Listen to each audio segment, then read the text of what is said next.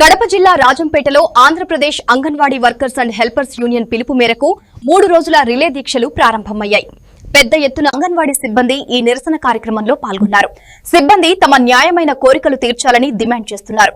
వీటిలో ముఖ్యంగా కనీస వేతనం 26,000గా పెంపు, పెండింగ్ లో ఉన్న మినీ వర్కర్లకు క్వాలిఫికేషన్ రిలాక్సేషన్, గ్రాట్యుటీ అమలు, మెడికల్ లీవ్, హెల్పర్ల ప్రమోషన్, 164 సూపర్వైజర్ పోస్టుల భర్తీ, వేసవి సెలవులు, సంక్షేమ పథకాలు, ఫ్రీ స్కూల్ పిల్లలకు సాయంత్రం స్నాక్స్ మరియు తల్లికి వందనం పథకం వంటి అంశాలు ఉన్నాయి.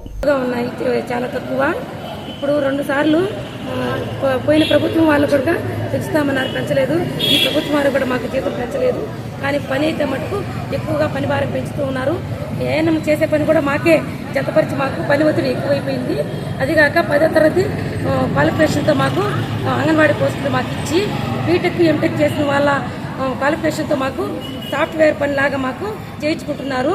ప్రతి రాత్రి 10 వరకు మాకు ఆన్లైన్ పని వరకు అయితే చేయించుకుంటున్నారు. హార్డ్వేర్ సాఫ్ట్వేర్ 2 చేయాల్సి వస్తుంది. దానికి తగిన జీతం మాకు ఇవ్వడం లేదు.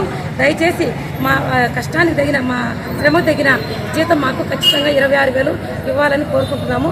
అదేవిధంగా పని ఒత్తిడి తగ్గించాలని కోరుకుంటున్నాము. అంగన్వాడీల తరఫున గవర్నమెంట్కి మా విన్నపం, మా ఆవేదన అనుకోండి.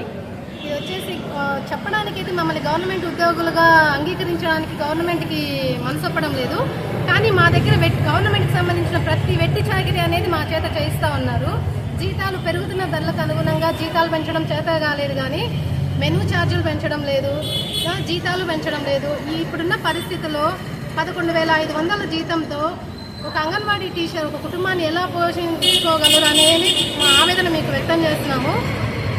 దీని గురించి మాకు జీతాలు పెంచాలని, మా పని భారాన్ని తగ్గించాలని మేము గవర్నమెంట్ని విన్నవించుకుంటా ఉన్నాం సార్.